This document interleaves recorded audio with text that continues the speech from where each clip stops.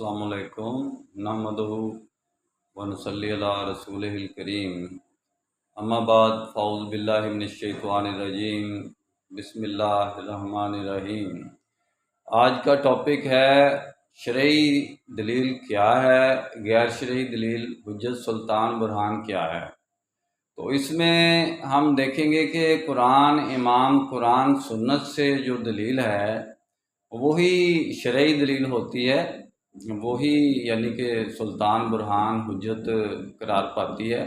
जो कुरान अकेले की दलील है उसको भी अकेले कुरान पर हम अमल नहीं कर सकते जब तक कि कुरान और सुन्नत ने यानी कि मोहम्मद रसूलुल्लाह सल्लल्लाहु अलैहि वसल्लम की प्रैक्टिकल जो उन्होंने कुरान पर करके दिखाया, कुरान इमाम, कुरान सुन्नत दोनों मिलते नहीं हैं तो शरई दलील हुज्जत बनती नहीं है।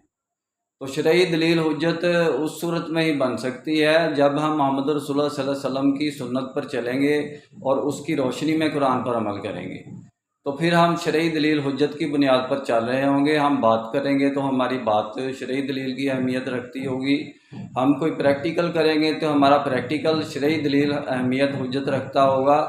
तो इसके अलावा अगर हम कहें कि कुरान इमाम, कुरान सुन्नत के अलावा दूसरी मालकी, शाफी, हम्बली, हनफी फ़िक़्ह कोई शरई दलील है या जमात इस्लामी किसी शरई दलील पर है, या कि जितनी भी जमातें इस वक्त फ़िरका परस्ती की जो कहती हैं कि हम फ़िरका परस्त नहीं हैं, वो क्या शरई दलील रखती हैं जबकि उनका नाम ही शरई नहीं है, उनकी पहचान, उनका मेटावर्स ही शरई नहीं है। उसके बाद उसके अलावा लंबी डिटेल है कि उनका प्रैक्टिकल कैसे गैर शरई है, वो भी मैं साबित कर दूंगा इंशाल्लाह। मेरे पास इतना वक्त नहीं है, अभी तो गैर शरई और शरई दलील के बारे में इम्तियाज़ हो रहा था कि डिफरेंस क्या है।